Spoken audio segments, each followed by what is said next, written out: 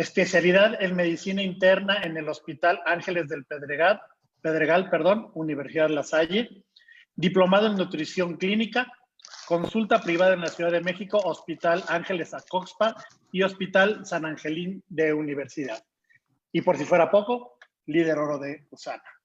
Muchas gracias por estar con nosotros y como bien dijo Karen, esto es parte de las pláticas que se les dan a los doctores, pero esta llevada para los distribuidores. Muchas gracias, Gaby, y el micrófono y la pantalla es tuya. Gracias a todos. Muchísimas gracias, Javier. Hola, ¿qué tal? ¿Cómo están? Buenas noches.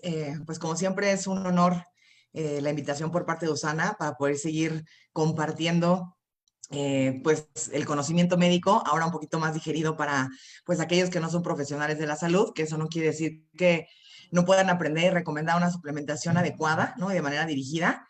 Y pues si bien este proyecto empezó con una intención como de hacer conciencia en los profesionales de la salud para que aprendamos a suplementar, o cuando menos, yo siempre digo, que no nos estorbemos entre nosotros para justamente poder llevar a cabo una suplementación adecuada, pues bueno, vamos a entrar en materia. Entonces voy a apagar mi video porque siempre digo que como buena niña me distraigo viendo la pantalla, ¿no? Para ver cómo me estoy viendo, entonces, pero aquí voy a andar. Perfecto, entonces vamos a hablar hoy del omega 3, que realmente el componente, y si por ahí alguien tiene prendido su audio, su micro para que me ayuden, hay algo que está haciendo ruidito, ¿no? Entonces para que me echen la mano y no me distraiga y todos nos podamos concentrar en el tema.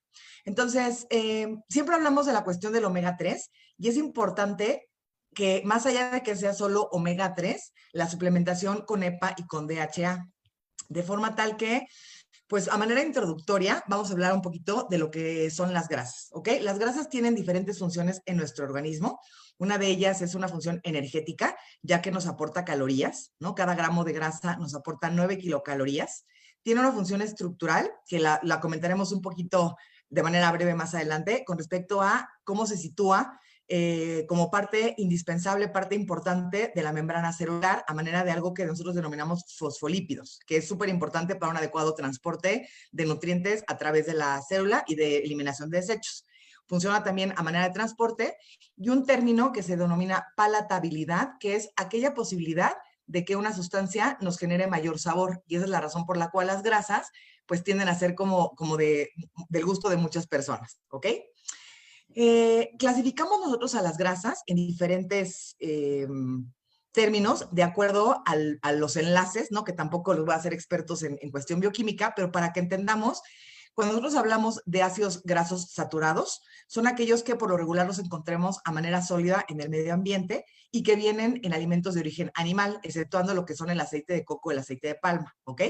Va a aumentar el colesterol más allá que cualquier otro tipo de grasa y van a tener en nuestro organismo un efecto trombogénico, es decir, la posibilidad de generar coágulos o de generar placas de ateroma, que son las que van a generar oclusión en la luz de las arterias, aumentando la producción de colesterol. Entonces, prácticamente para que lo vayan, y espero no antojarle a nadie, ¿no? Pero para que vayan como poniéndolo, aterrizándolo, hablamos aquí, por ejemplo, de lo que serían un ribeye, ¿no? O sea, de las grasas animales que son altas en grasas.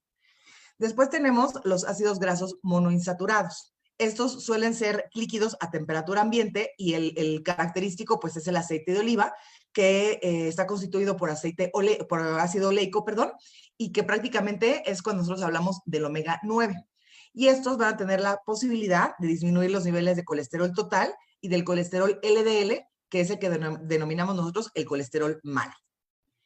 Después contamos con los ácidos grasos poliinsaturados, que estos vienen de productos de origen vegetal, así como en pescados y mariscos, y también forman parte primordial de las membranas de la célula y son precursores de una sustancia que término médico lo conocemos como prostaglandinas, y que como entenderemos en el transcurso de esta plática, las prostaglandinas tienen la capacidad de desencadenar la cascada inflamatoria en nuestro organismo, ¿ok? Y estos ácidos grasos son esenciales, ¿qué quiere decir? Que el cuerpo no es capaz de producirlos, por lo tanto los tenemos que ingerir. Dentro de estos ácidos grasos poliinsaturados vamos a tener dos que son los más importantes, que es el omega 6, en donde encontramos al ácido linoleico y el ácido araquidónico. Estos provienen de aceites como el girasol, de maíz y de algunos frutos secos como almendras e inclusive en algunos cereales. Y de nuestra competencia, pues tenemos el omega 3, que el omega 3 tiene, por un lado, el ácido linolénico, ojo que son dos términos diferentes, omega 6 es linoleico y omega 3 es linolénico, y este previene de las semillas, linaza, chía y también de algunos frutos secos. Y dos de los más importantes van a ser el ácido eicosapentanoico, que a partir de este momento lo vamos a abreviar como EPA, y el ácido docoxahexaenoico, que lo vamos a abreviar como DHA, que se encuentra presente en las grasas de pescados y mariscos. Prácticamente cuando nosotros tenemos o recomendamos suplementación a base de omega 3, lo que nosotros tenemos que buscar en el frasco, en la etiqueta nutrimental, es que traigan una buena cantidad de EPA y DHA, para que quienes tengan a la mano su frasquito de Biomega, pues empiecen a leer la etiqueta y sobre todo para que si alguna otra persona cuestiona la cantidad que tenemos nosotros, pues vamos a empezar a entender por qué lo podemos defender, ¿ok? Entonces, el EPA y el DHA es prácticamente lo que nos vamos a centrar el día de hoy. Y finalmente tenemos los ácidos grasos trans, que estos son aquellas grasas, prácticamente cualquiera, pero principalmente son las grasas saturadas, las de origen animal, pero puede ser prácticamente cualquier grasa, que al ser expuesta al calor, cambia su composición. En el proceso de hidrogenización, a eso me refiero, que es el exponernos al calor, y que esto va a hacer que cambien la composición de los aceites, generando grasas trans, que son las más aterogénicas, es decir, que son las grasas que más se pegan a las arterias y que van a elevar los niveles de colesterol LDL, que nuevamente es el colesterol malo. Entonces, pues nuestra recomendación, hablando específicamente de los aceites, cuando me preguntan es que con qué aceite cocino, con cuál no cocino, etcétera, ya vimos cuáles son los recomendables, ¿no? Que algunos, y la idea sería de los aceites, sea consumirlos en crudo. Ahora no se trata de que los comamos a manera de purga, ¿no? Sino que sea constituyan, por ejemplo, los aderezos de una ensalada o a un pescadito empapelado y ahí ponerle el aceite de oliva, ¿no? Es la manera en donde se podrían recomendar el consumo de los aceites para que nos den el aporte de omegas que nosotros queremos. Para cocinar, pues recomendamos el aceite de aguacate, el aceite de coco, el aceite de oliva, y estos principalmente porque son aquellos que van a tolerar más la exposición al calor, de forma tal que, pues, en altas temperaturas, ¿no? Lo pueden tolerar, pero también tiene que ser por periodos cortos. Entonces, para que me entiendan, ¿no? Cuando una persona sataniza la cuestión de consumir tacos, ¿no? Que el mexicano, pues, es muy taquero, específicamente no es que un taco sea malo. El problema de las taquerías es que utilizan un aceite que ha sido recalentado quién sabe cuántas veces, ¿no? Y hasta hay quienes les gustan lo que queda como al final, los rezaguitos, y obviamente pues esas son prácticamente ácidos grasos trans. Entonces nosotros podríamos consumir carne de origen animal magra, ¿ok? Porque hay bistec, arrachera y ribeye, ¿no? Entonces el bistec, que luego también tenemos esta idea de que las carnes animales son malas y no es cierto. Lo que pasa es que hay que buscar las grasas, las carnes magras y que sea cocinado con la menor cantidad de aceite posible o que sean al vapor o al horno, en donde no haya una exposición a la conversión de estos aceites a ácidos grasos trans que nos pueden dar un mayor nivel de aterosclerosis, de aterogénesis, que es esta cuestión de que se van endureciendo las arterias o se va pegando en la parte interna de la arteria, ¿ok? El ácido eicosapentanoico va a ser un componente, como ya mencionaba, principalmente de las membranas celulares, ¿ok? El hecho de que este constituya parte de la membrana va a permitir una adecuada permeabilidad, es decir, la célula tiene que tener esta característica de flexibilidad de forma tal que permita el ingreso de sustancias que son indispensables para un adecuado funcionamiento celular y que permita la salida de aquellas que ya son de desecho. De forma tal que cuando los niveles de colesterol se empiezan a incrementar, pues este es sustituido por el ácido eicosapentanoico y entonces la membrana celular se va haciendo más dura, disminuyendo esta posibilidad de intercambio de nutrientes e eliminación de desechos. El EPA, cuando lo consumimos pues en su forma natural, pero tiene que ser una cantidad que ya hablaremos más adelante de dosis y de gramaje, inhibe la formación del colesterol malo, del colesterol LDL. Y esa es una de las principales razones por las cuales recomendamos parte del tratamiento en enfermedades cardiovasculares basadas en omega 3, principalmente que tengan EPA, ¿ok? Va a contrarrestar los efectos deleterios de los radicales libres. ¿Esto qué quiere decir? Lo explicaba creo que alguna vez en una de las pláticas. Cuando nosotros respiramos, la célula se oxida, ¿ok? Cada vez que nosotros hacemos esta respiración, que bueno, respiramos todo el día, estamos formando radicales libres. Anteriormente, cuando la comida nos nutría, ¿no? Obteníamos a través de los alimentos suficiente cantidad de antioxidantes para poder compensar y vivir en un balance. Eso desgraciadamente ahora ya no existe, no solamente por el tipo de alimentos, sino por la exposición a la contaminación, el estrés, en fin, N cantidad de factores.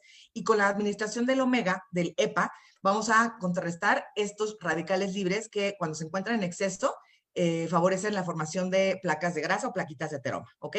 Y el EPA también es un precursor de prostaglandinas. Les comentaba yo hace un momento, y no pretendo hacer los expertos en química ni bioquímica, pero que las prostaglandinas son sustancias de nuestro organismo que van a permitir que nos inflamemos y que vamos a entender que la inflamación no siempre es dañina, depende, ¿ok?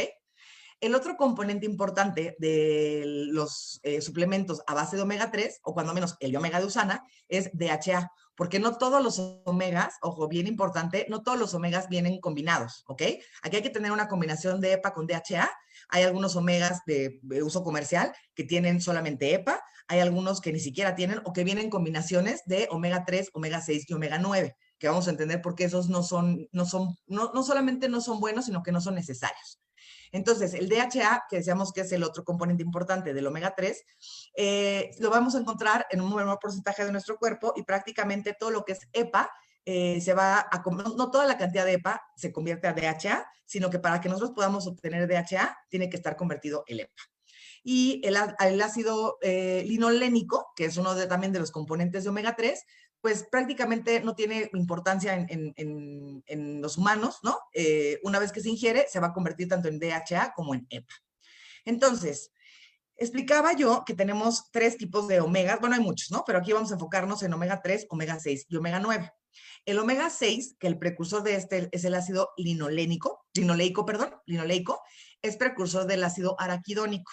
El ácido araquidónico, todos tenemos en nuestro organismo ácido araquidónico, que este va a desencadenar la cascada de la inflamación dependiendo del agente, ya sea agresor o protector al que nos estemos enfrentando. Su cantidad, que sí tenemos que tener cierta cantidad de omega 6 en nuestro cuerpo, ¿no? También permite una adecuada flexibilidad de la membrana y un término que denominamos señalización celular, que seguramente lo habrán escuchado en alguno de los webinars previos, en donde los permite que el cuerpo pueda prender o apagar ciertas células, ciertos factores, ciertas enzimas para poder llevar a cabo una adecuada función. Y esta va a desencadenar la reacción de inflamación más grave, ¿ok? O sea, es precursora, el ácido linoleico es precursor. Precursor me refiero a que es una sustancia que produce, que cuando se pasa de diferentes reacciones químicas, va a tener un producto final, y en este caso es una prostaglandina, que son sustancias que inflaman, ¿ok? La relación ideal en nuestro organismo debería mantenerse omega 6 de 4 a 5 versus omega 3 a 1. Desgraciadamente en el mexicano esto no pasa, ya que la alimentación, no voy a criticar al mexicano, hablemos de la población mundial, pero en general nosotros tenemos una alimentación que es altamente frita y grasienta.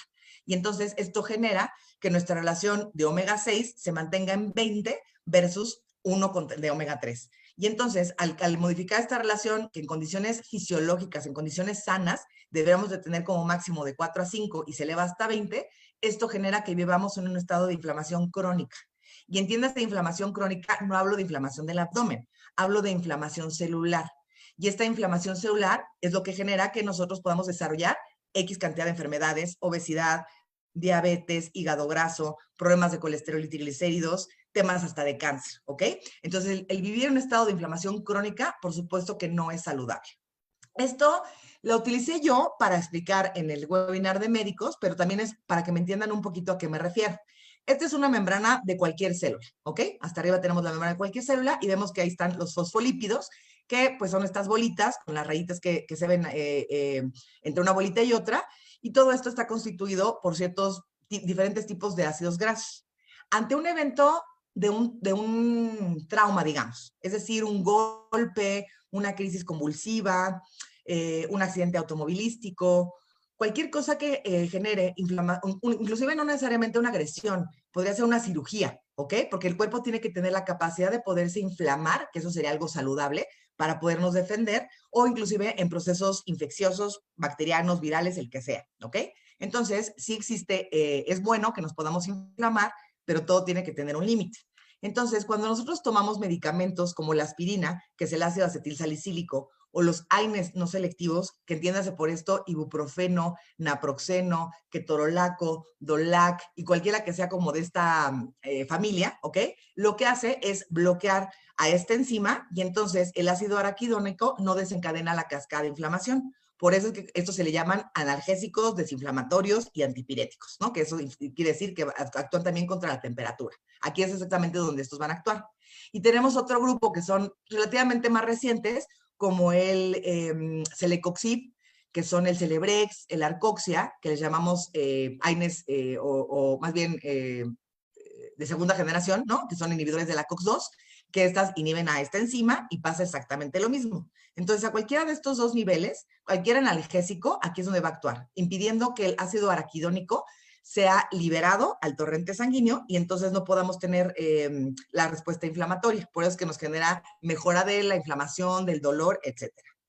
Y esto solamente es para esquematizar, que algunas personas conocerán, ¿no? El término de derivados de cortisona. La cortisona para nosotros son médicos, son esteroides o glucocorticoides, que también funcionan como excelentes desinflamatorios. No digo que los ocupen porque tienen sus muchos efectos secundarios. Bien ocupado es un excelente analgésico, desinflamatorio, pero tampoco son para el uso común. Si los anteriores que acabo de mencionar tampoco deben de ser del consumo del diario, pues esto es mucho menos. Pero también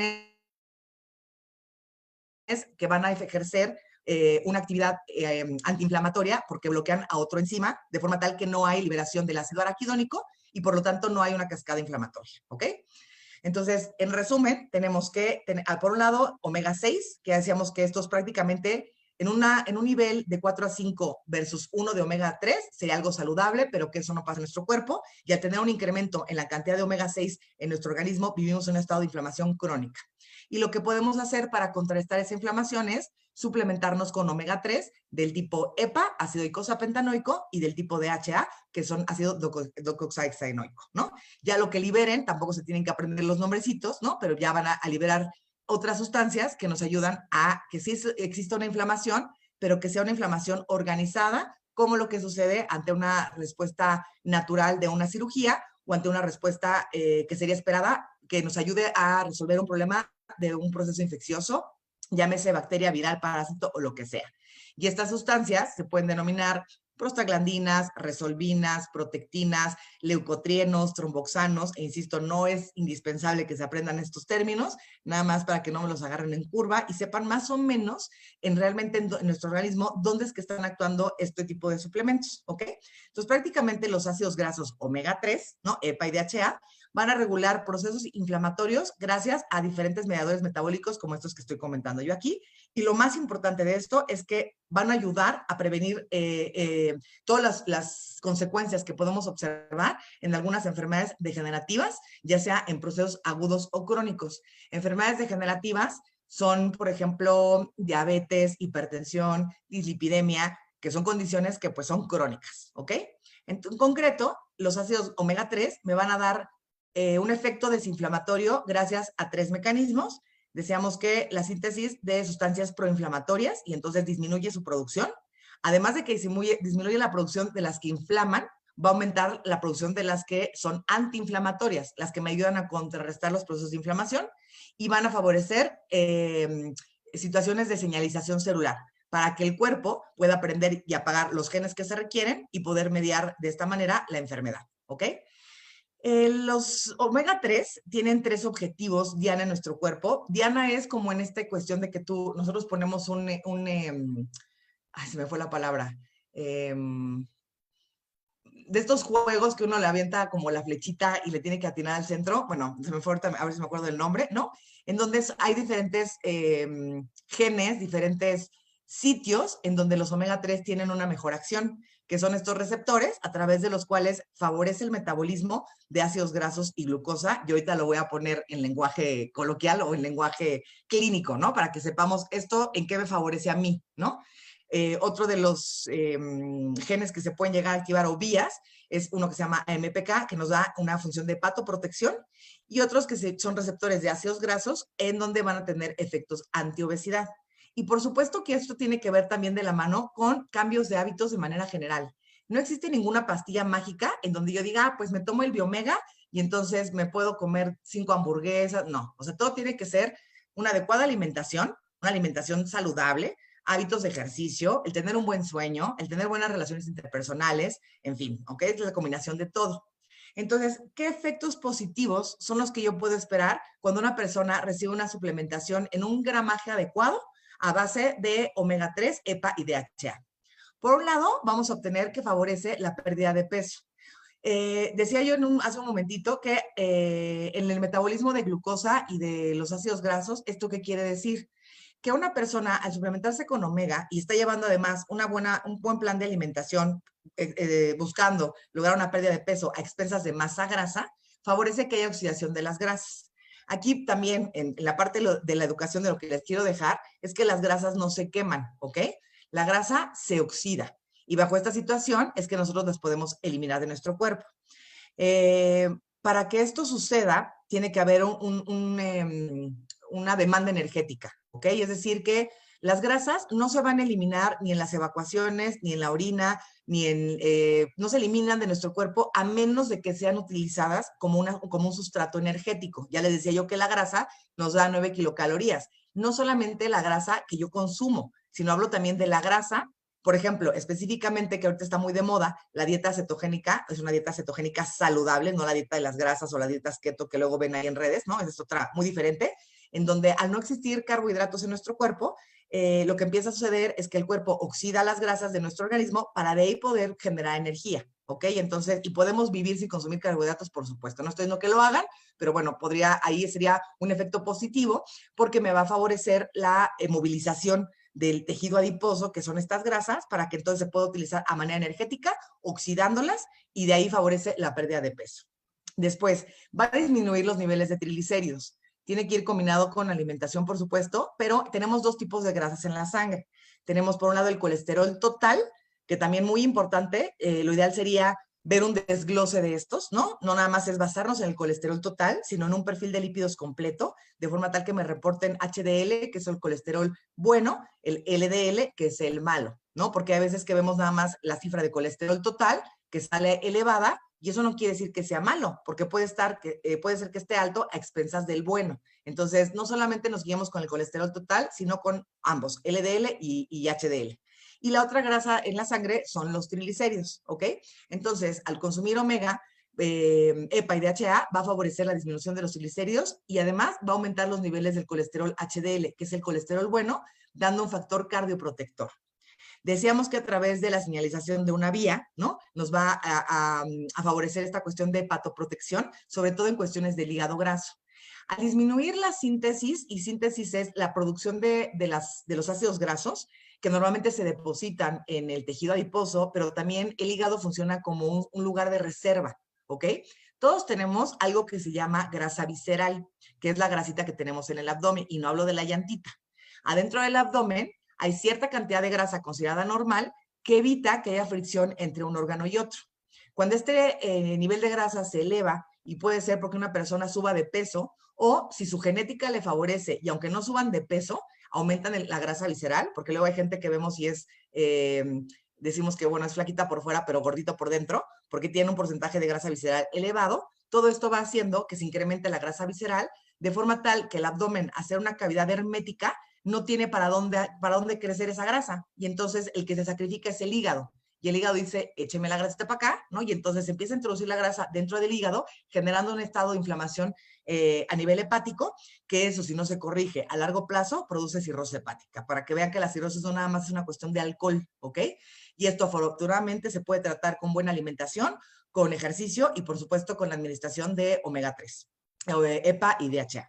Además, va a favorecer la sensibilidad a la insulina. ¿Esto qué quiere decir? Que también es un tema bastante común hoy en día, que escuchamos la resistencia a la insulina.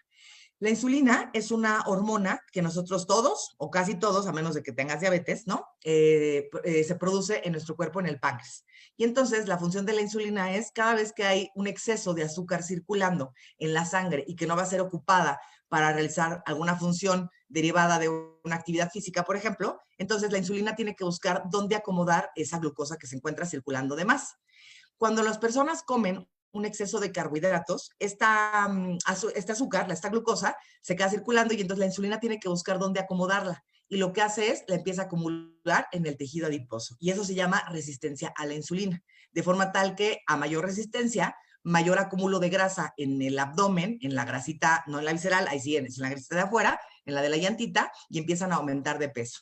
Al administrar suplementación con EPA y DHA, vamos a favorecer que la insulina trabaje como tiene que y evitando los depósitos de ácidos grasos, favoreciendo además que disminuyan los niveles de glucosa en sangre. Y tampoco nos vayamos al extremo. Esto no quiere decir que una persona que es diabética, por ejemplo, se toma el Biomega y ahora hace cuadros de hipoglucemia. Tampoco llegamos a ese extremo. Va a permitir que la insulina funcione bien y por lo tanto ayuda a una mejor actividad de los fármacos sin que pongamos en riesgo la salud de la persona y que se nos vaya a ir al otro lado, ¿ok? Lo que sí puede ayudar es que disminuya la persona, y eso no es para que lo recomienden ustedes, eso lo tendrá que hacer un profesional de la salud, pero puede ser que esta persona que empieza a consumir omega 3 disminuya la necesidad o el requerimiento de fármacos y entonces puede disminuir la dosis. Va a favorecer o disminuye los efectos negativos de la aterosclerosis, que es esta situación en donde las grasitas se empiezan a pegar en la parte interna de la arteria, que cada vez le cuesta más trabajo de pasar a la sangre y eso puede llevar a un punto de formar coágulos o inclusive de disminución del riego sanguíneo a algunos de nuestros tejidos, generando infartos. O, por último, va a tener un efecto antioxidante. Ya decíamos que contrarresta esta función de los radicales libres y favoreciendo la autofagia. Autofagia quiere decir que una célula que está dañada en condiciones de una persona que no vive en inflamación, nosotros tendríamos la capacidad de poder eliminar estas células que en lugar de ayudarnos están siendo dañinas dentro de nuestro cuerpo. Y esto normalmente esta situación se encuentra alterada porque estamos en un estado inflamatorio. Al mejorar el efecto antioxidante, vamos a permitir que las células que ya no nos sirven se puedan destruir de la manera adecuada y entonces no nos estén generando situaciones deleterias en nuestro cuerpo, ¿ok? Aquí, el término de plausibilidad biológica quiere decir, y esto aplica a lo mejor un poco más para términos científicos, pero también para que entiendan que existe evidencia con respecto a un sustituto, ya sea bioquímico, anatómico y o morfológico, en este caso el omega 3, que puede tener un efecto, pero que no se han logrado llevar a cabo estudios que sean concluyentes para poderlo utilizar a manera de prescripción dentro de alguna patología, ¿ok? Y esto, pues prácticamente ya viene un poquito en desuso, porque ya vamos a obtener, gracias a un estudio que les voy a platicar un poquito más adelante, en donde ya tenemos evidencia científica comprobada de la utilización del omega 3, cuando menos a nivel cardiovascular. Por un lado, decía yo que tiene efectos antiinflamatorios relacionados con toda esta cuestión del estrés oxidativo, que el estrés oxidativo es una de las principales, si no bien la primera, y a lo mejor peleándose en segundo lugar con la disbiosis. Estrés oxidativo y disbiosis son de las principales causas de enfermedades crónico-degenerativas, que insisto es sobrepeso, obesidad, hígado graso, síndrome metabólico, resistencia a la insulina y todas las demás que mencioné hace un momento. Y estos dos estudios, sobre todo, y lo quise dejar aquí, el estudio Reduce It, ¿no?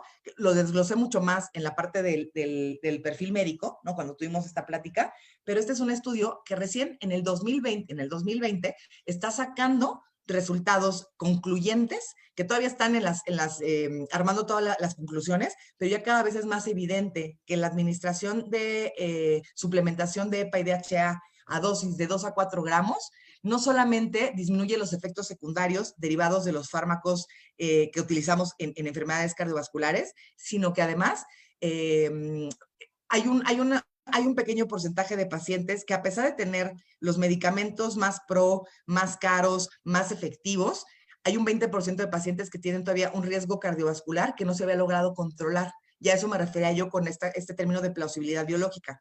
En la desesperación de querer encontrar una solución para este 20% de pacientes que todavía tienen riesgo cardiovascular, entonces empezaron a hacer estudios, afortunadamente para nosotros, con omega 3, evidenciando que el utilizarlo de manera paralela con los fármacos no solamente disminuye los efectos secundarios de estos mismos, sino que además disminuye este riesgo del 20% que teníamos todavía como un extra.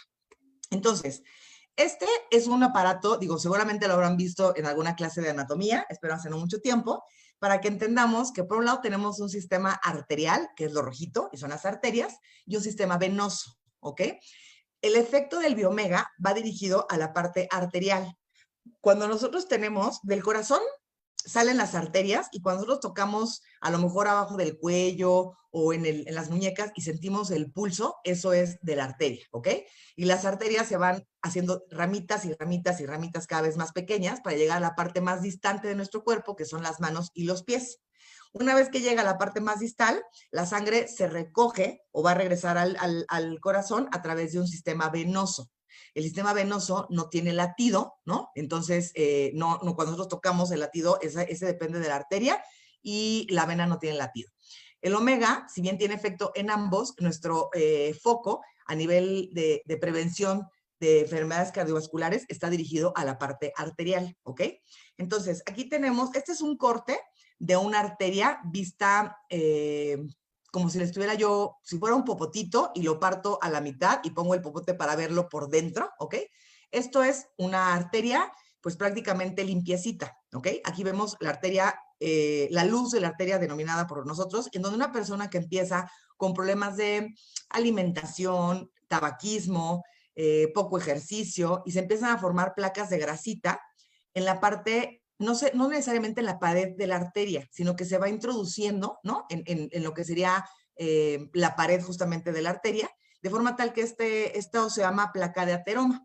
Esta placa puede quedarse así, ¿no? Desde el nivel B, o puede ir avanzando, ya que la persona pues no tiene síntomas, le sigue entrando a la garnacha, fuma, no hace ejercicio, consume alcohol en exceso, se desvela y además ni siquiera se suplementa, ¿no? Entonces llega un punto en que el flujo sanguíneo, por supuesto, que tiene que atravesar esta pequeña luz, le cuesta cada vez más trabajo hasta que llega un momento en el que de plano ya no puede pasar y aquí nosotros denominamos que se ocluyó. Esto conlleva que el riego sanguíneo no llegue a donde tiene que llegar de forma tal que el tejido se muere o se necrosa. Y entonces un infarto, si yo me voy a ver esta parte, pues un infarto no solamente es en el corazón y en el cerebro, hay infartos en la retina, hay infartos en las arterias renales, hay infartos en las piernas, ¿ok? Cuando tú ves a alguna persona que, o esta cuestión, o el término de gangrena, es porque alguna parte de su sistema arterial se ocluyó y entonces no le está llegando flujo sanguíneo de la manera adecuada, deja de pasar y el tejido, cuando no recibe sangre arterial, que es la que transporta el oxígeno, entonces se muere después de X número de minutos, ¿ok? Si yo esta placa la pongo justamente a nivel de una arteria, pues aquí vemos cómo estas bolitas rojas son los glóbulos rojos que están viajando libremente, ¿no? En fiesta, súper a gusto, despegaditos unos de otros, manteniendo la sana distancia, y entonces permite circular de manera fluida a través de la luz de la arteria. Cuando las placas de grasa empiezan a pegarse o a introducirse en la pared de la arteria, pues esta luz se ve disminuida, empieza a tener a dificultar el paso de estos glóbulos rojos y entonces ya pasan 1, 2, por ahí, cada vez le cuesta más trabajo pasar, se empiezan a acumular hasta que esta placa se puede romper, ¿ok? Y está llena de grasa y al momento de que tiene grasita, pues lo que hace es libera ciertas sustancias para poder atraer el cuerpo tratando de compensar, por supuesto, pero esto genera en nosotros un daño, tratando de cerrar la placa, jala ciertas células, ciertas sustancias, y entonces aquí es cuando se agrava la placa de ateroma, y aquí es cuando, si se fijan, pues ya no pasa ningún glóbulo rojo, y entonces se empiezan a acumular de este lado, y si esto se mantiene por periodos ni siquiera tan prolongados, la vena aguanta más, pero el riego arterial es cosa de minutos, ¿ok? Y por eso es que pues llega una persona a tener síntomas tan severos. Ahora quiero que piensen en el calibre que tiene la arteria del ojo, en el calibre que tiene la arteria del oído, ¿no? Que si esto sucede en la aorta, que es la arteria más grande del cuerpo, y que de todas maneras puede generar, por supuesto, esta cuestión de isquemia o disminución de flujo sanguíneo con limitado la llegada del oxígeno, pues claro que esto puede suceder a cualquier nivel, ¿no? Entonces podemos tener infarto en cualquiera de nuestras arterias y pues tenemos arterias prácticamente en todo el cuerpo. Entonces, cuando nosotros administramos EPA, vamos a favorecer el efecto antioxidante, se disminuyen los cristales de colesterol, se disminuye la producción de las moléculas del colesterol malo, mejoramos la función endotelial, es decir, que al no tener esta plaquita de grasa, todo lo que es la parte interna de la arteria, que nosotros denominamos endotelio, no tiene por qué pegar sustancias de grasa porque está íntegra, ¿ok? Y disminuye la formación de células espumosas, que eso pues también ya es un poquito más término médico. El EPA, todas estas sustancias son sustancias que se liberan ante la ruptura de una placa, que justamente son sustancias que inflaman, por lo tanto va a tener efecto desinflamatorio. Y por la parte positiva es que va a aumentar la capa fibrosa de la placa, es decir, no es que la haga más gruesa, la hace más estable. Una placa que ya se formó difícilmente se va a poder eliminar, a menos que entrara un cardiólogo o un neurólogo a hacer un procedimiento y tratar de quitar la capita, lo cual es muy complicado y muy riesgoso. Pero una vez que ya se formó una plaquita de ateroma, ahí se va a quedar. Lo que podemos evitar nosotros es que esta placa crezca y que además el grosor de la placa sea lo suficientemente gruesa, valga la redundancia, para que no se vaya a romper, porque ante la ruptura de la placa es que, como les mencionaba yo en esta imagen, ¿no? Aquí la placa es estable porque tiene esta capita que le está protegiendo. Disminuye el flujo, sí, pero todavía permite el paso de. Si yo permito que la placa se vuelva estable, posiblemente mejorando la alimentación, no voy a decir que esta placa va a desaparecer, puede mejorar el tamaño, por supuesto, pero además, al administrar EPA, lo que voy a hacer es que evitar que se vaya a romper. Entonces hago la placa más estable, disminuyendo el riesgo de infartos, ¿ok? Y además, al disminuir, disminuye el volumen de la placa, que es lo que les comentaba yo, la cantidad de grasita que vemos ahí que se ha depositado, y la rigidez de la arteria. Porque hay muchas personas que luego me dicen, no, es que yo no era hipertenso. Pues no, pero conforme la aterosclerosis va avanzando, aterosclerosis es parte del proceso de rigidez de las arterias, y entonces los pacientes empiezan con problemas de hipertensión que previamente no tenían. Aumenta la luz o el lumen de la arteria, entonces favorece la circulación de una manera positiva, ¿ok? Entonces, aquí igual podemos observar moléculas de EPA, moléculas de DHA, y aquí tenemos lo que sería la oxidación de los lípidos, ¿ok? Aquí quiero que se imaginen como en el juego de las sillas, ¿no? De que nos ponen sillitas y nos ponen alguna musiquita, y alrededor de las sillas tenemos que estar caminando hasta que se apaga la música y se van quedando fuera aquellas personas que no alcancen un lugar. Pues aquí pasa exactamente lo mismo, ¿no? Hacen una competencia entre las moléculas de EPA y DHA, que son las positivas, las que nos ayudan, contra las moléculas del colesterol. Entonces, si yo tengo un exceso de moléculas de colesterol y me gana la cantidad de EPA y DHA que tengo, pues obviamente los que van a ganar las sillas van a ser las moléculas del colesterol. Si yo la administro o me suplemento con EPA y con DHA y le gano a la cantidad de colesterol que se encuentra circulando, entonces las que van a ganar las sillas van a ser las moléculas de EPA y DHA, protegiendo, o más bien con esto, al momento en que tienen esta competencia, van a evitar que se puedan depositar las grasas, las moléculas de colesterol, y por lo tanto no se forma aterosclerosis ni placas de grasa, ¿ok?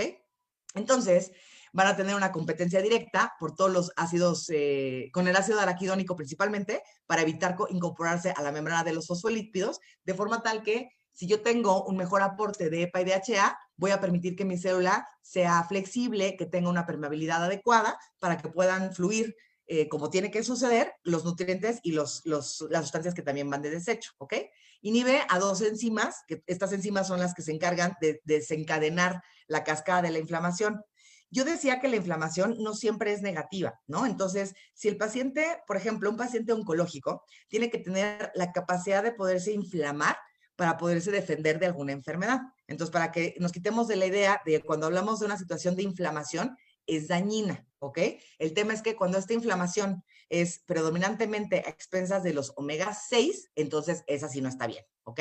El que yo pueda tener una administración de EPA y DHA no quiere decir que ahora ya no me voy a inflamar. No, pero me voy a inflamar lo suficiente para poderme defender de cualquier cosa que esté sucediendo en mi cuerpo, ya sea un agente agresor o una situación de cirugía o de una infección, pero que no me pase de la inflamación, ¿ok? O sea, hay que tener una respuesta inflamatoria adecuada sin que tampoco sea exagerada. Y además va a producir ciertas sustancias que tienen un efecto desinflamatorio. Y todo esto va a suceder principalmente haciendo la oxidación de las grasas, que ya decíamos que esto evita la formación de depósitos de ácidos grasos, en general, principalmente en el tejido adiposo, pero en general en nuestro organismo. Y esa es la manera en la cómo funciona el EPA, ¿ok? Ahora, esto tiene un origen a través de una situación que se denomina disfunción mitocondrial, que me parece que a lo mejor en alguna de las pláticas previas ya lo habrán comentado, en donde la célula tiene diferentes órganos. La mitocondria, haz de cuenta que es el motor, ¿ok? Cuando hoy en día que nosotros vivimos en una alimentación basada en carbohidratos, le estamos poniendo magna todo el tiempo. Cuando nosotros le otorgamos la posibilidad de que pueda trabajar en base a grasas, y no hablo de la del queso ni la del chicharrón, no, hablo de grasa de nosotros, o suplementando con EPA y DHA, lo que le estamos dando es premium. Y entonces favorecemos que el motor de nuestra célula tenga una capacidad de poder contrarrestar muchas situaciones degenerativas en nuestro organismo y generamos una situación que se llama mitormesis, ¿ok? Que insisto, tampoco se tiene que aprender la terminología. Entonces, tenemos una situación de disfunción endotelial que les explicaba yo, que es esta capacidad de la placa interna de la arteria que en situaciones no sanas permite que se depositen plaquitas de grasa. Hoy en día, al yo hacer evaluaciones de los pacientes, independientemente de que si son obesos o no, ¿no? El patrón característico que encontramos es un nivel bajo de HDL, que es el colesterol bueno que nos protege, con un nivel de LDL alto. Ese es el más común, tristemente, cuando nosotros hacemos estudios de laboratorio, que esto genera que la persona se encuentre en un estado de inflamación crónica. Y por ahí no faltará el que dice, no, pues es que yo estoy súper sano porque me he hecho estudios y todo sale normal. Pues dentro de estos estudios, afortunadamente hoy en día se hace la medición de esta sustancia que se llama PCR, que es proteína C reactiva, y esta puede estar el paciente aparentemente delgado, porque habría que hacer una composición corporal para que no nos engañe nada más esta cuestión del peso. El peso no lo es todo.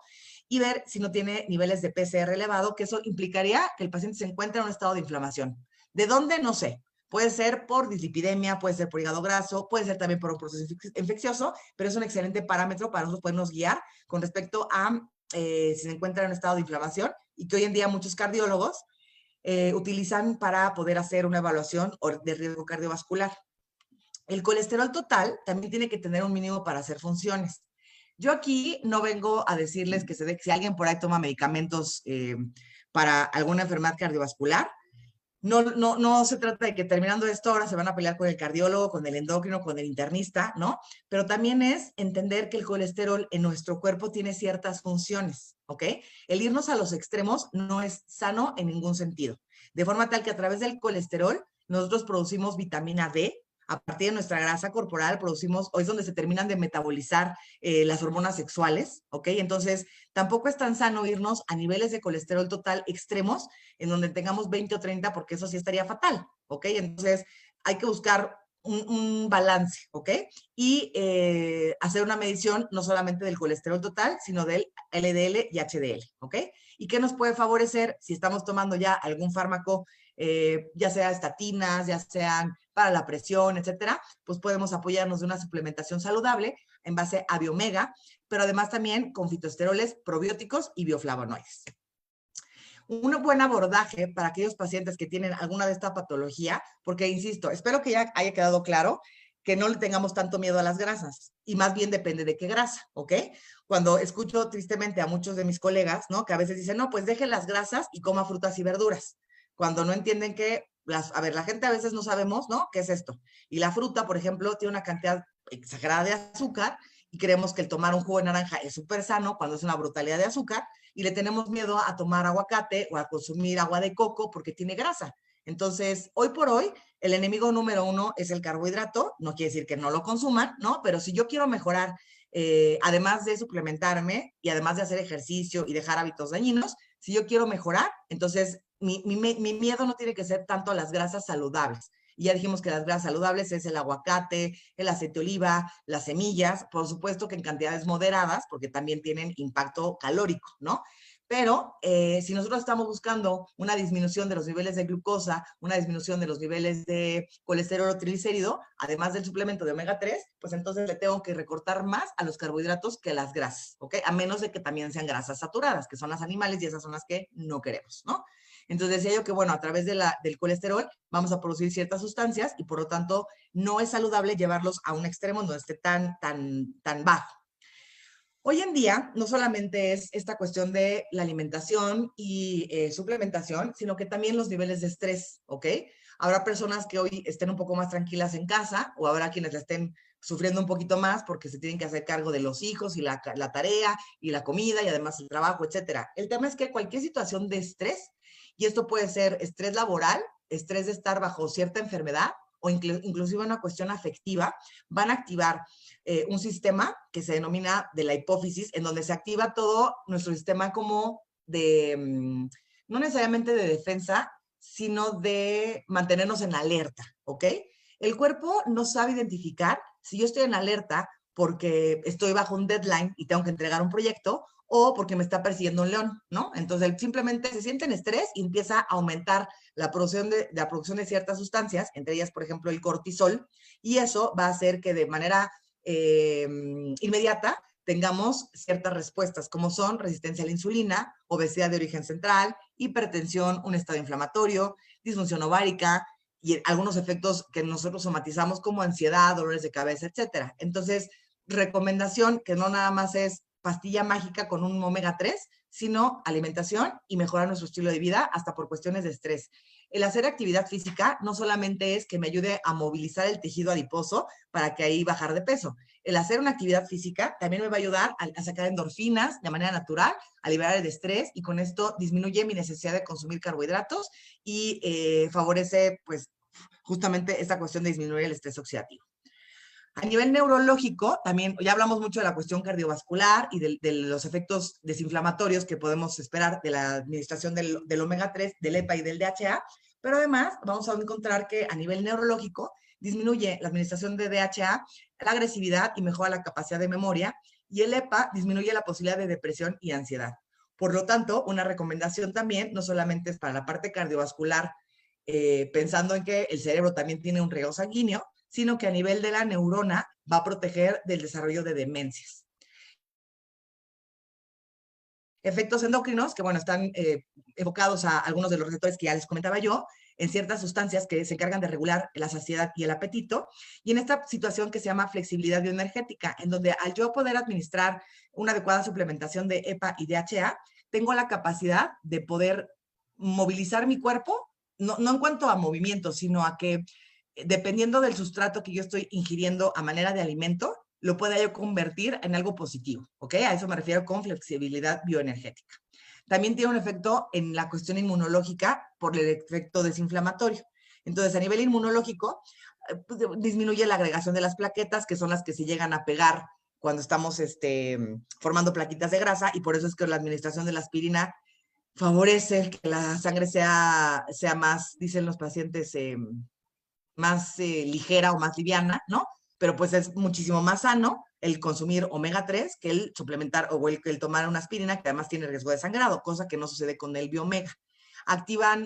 Disminuye la producción de ciertas sustancias en los glóbulos blancos, por lo tanto permite que los glóbulos blancos puedan actuar de manera adecuada para podernos defender de procesos inflamatorios y procesos infecciosos. Disminuye la producción de ciertas sustancias que generan inflamación en nuestro cuerpo, ¿ok? Importantísimo la administración de biomega en situaciones de embarazo y lactancia. Por un lado, que hay muchos mitos de abuelita con respecto a que la gente pueda, embarazada, las mujeres embarazadas, puedan comer pescados, y que si crudo y no crudo, que si te da salmonela, etcétera. Entonces, el consumo general en el mundo es bajo con respecto al consumo de pescados, por un tema de gusto, por costos, por acceso, y entonces ya prácticamente tenemos un bajo consumo de pescados a manera general. Si una persona que ha tenido toda su vida baja ingesta de pescados, que pues, son los que principalmente nos aportan el omega, el EPA y el DHA, cuando llega el embarazo, pues el bebito obviamente va a necesitar nutrirse y si el cuerpo tiene que darle prioridad, le va a dar prioridad al bebé sobre a la mamá. Y entonces, para el bebé, el omega 3 es indispensable para su formación, no solamente del sistema nervioso central, sino de la retina, que forma parte del sistema nervioso central. ¿Ok? Entonces, el DHA es indispensable para esto y se recomienda administrar durante todo el embarazo y cuando menos durante los primeros 3 meses de la lactancia. Ahora sí, vámonos a las dosis. Si yo me quedo con la idea de lo que se recomienda en lo que es la ingesta diaria recomendada, ¿no? Que esto lo vemos en algunas guías de nutrición con las cuales no estamos de acuerdo y no es por imposición neutra, no es por imposición nuestra, sino porque, ¿qué le quieres dar tú a tu cuerpo? ¿El sueldo mínimo para que pueda medio trabajar, o le quieras dar un bono para que no solamente le falte, sino que le sobre y le pueda prestar a otras células? Cuando hablamos de la ingesta mínima o la ingesta diaria recomendada, estamos enfocándonos en recomendar lo que sería una dosis de sueldo mínimo, y se recomienda de 250, de 30 a 100 miligramos, que es normalmente lo que logramos obtener a partir de la alimentación. Y entonces desde aquí nos tenemos que hacer a la idea de que aunque una persona tenga una dieta completa y balanceada, no le alcanza. Y si está embarazada, menos. Y si es obeso, menos. Y si es diabético, menos. Entonces por eso la importancia de dar una suplementación. La que nosotros vamos a recomendar va a fluctuar de 250, que esto pues sería más bien como para los pequeñines, a través de lo cual se puede disminuir el riesgo de déficit de atención, porque también es otra cosa. En los niños, yo soy de adultos, no veo niños, no soy experta en niños, pero por supuesto que está más que visto que los niños hoy en día están sobrediagnosticados con esta patología. Los niños que tienen déficit, no digo que todos, ¿ok? Porque aquí en medicina no hay ni nunca ni siempre, pero es como para que nos abramos a la posibilidad en donde los niños que viven tan azucarados están en un sugar rush, que obviamente ese nivel de azúcar no puede hacer que se concentren. Y entonces son niños que son hiperactivos, porque viven en una alimentación basada en carbohidratos. Si nosotros mejoramos el aporte de sus grasas, dándole pues aguacate, avellanas, ¿no? Cosas que realmente le nutran al cerebro. El cerebro se nutre a base de grasas buenas. Entonces permitiría que no estuvieran en este sugar rush, de forma tal que se podrían concentrar y no tendrían que tomar además tanto medicamento, ¿no? Insisto, no, ahora no apliquen a todos ni digan, no, es que esta es la cura para el déficit de atención. No, hablamos de generalidades, pero obviamente nosotros como profesionales de la salud hacemos una evaluación dirigida y podemos dar dosis recomendadas, pero que tú sepas que parte del tratamiento de déficit de atención sería administración de omega para los chiquitines, ¿ok? Si yo estoy buscando un efecto desinflamatorio, la dosis idealmente debería ser hasta de 2 gramos y para salud cardiovascular se pueden llegar a recomendar dosis de hasta 4 gramos. Yo obtengo ya dosis terapéuticas a partir de los 2 a 4 gramos, ¿ok? Y no hay evidencia en beneficio al consumo de aceite de krill versus aceite de pescado, porque hay muchos omegas. No es que el aceite de krill de entrada es mucho más caro, porque la obtención de este pescado, de este pez, perdón, es mucho más complicada. Y anteriormente se creía que como tenía una sustancia que se llama fantinas, tenía un muchísimo mejor efecto a nivel cardiovascular, pero eso sí ya está comprobado que no.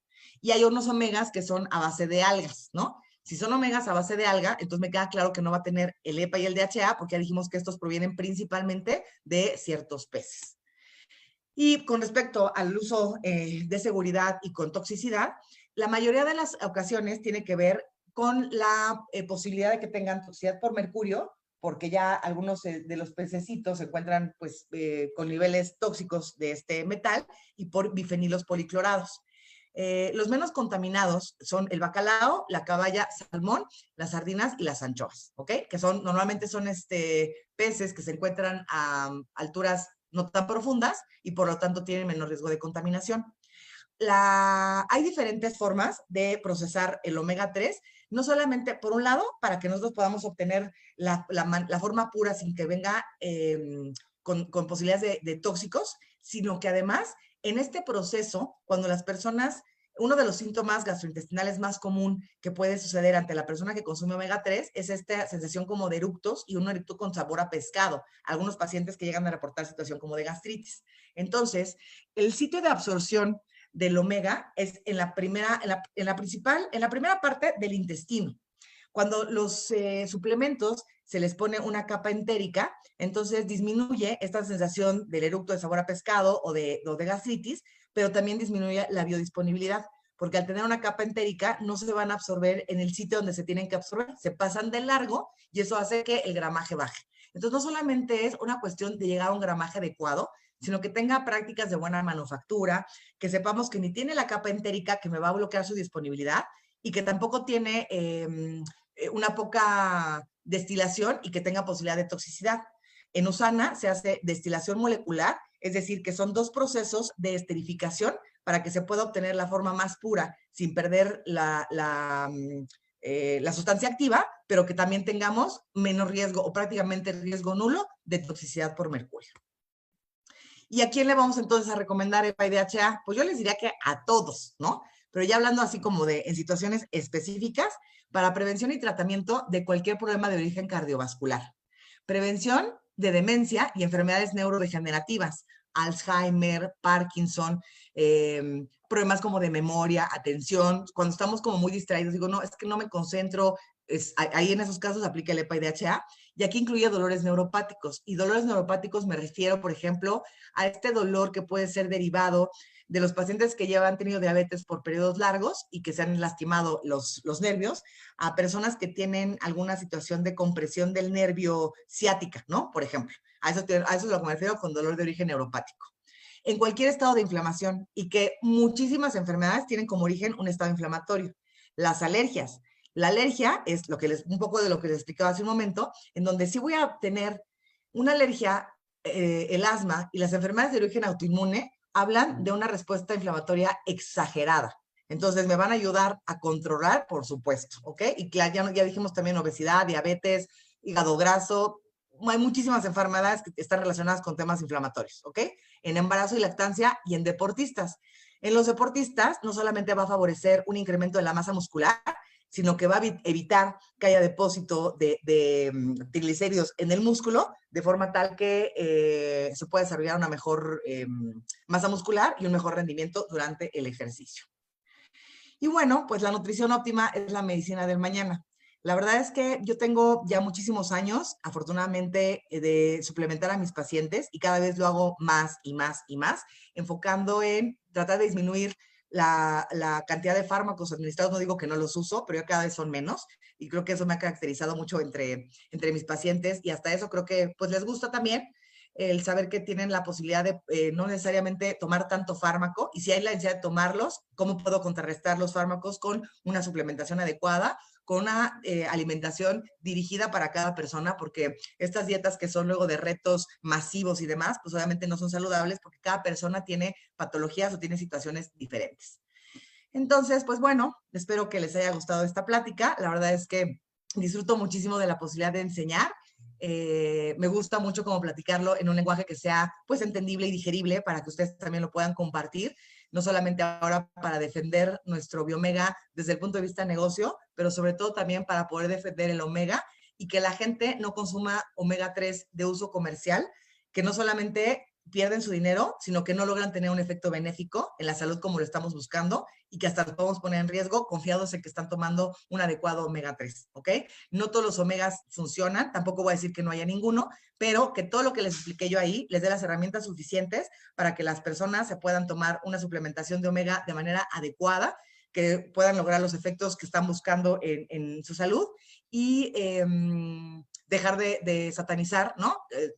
Pues todo lo que de repente puede llegar a suceder en temas de redes sociales con respecto a que la suplementación no necesariamente es indispensable, ¿ok? Pues muchísimas gracias. Me parece que yo me despido, que ya no sé si Javier, ahí viene ya creo que Javier. Gracias, doctora, gracias Gaby por Un esta placer. muy interesante plática. Déjenme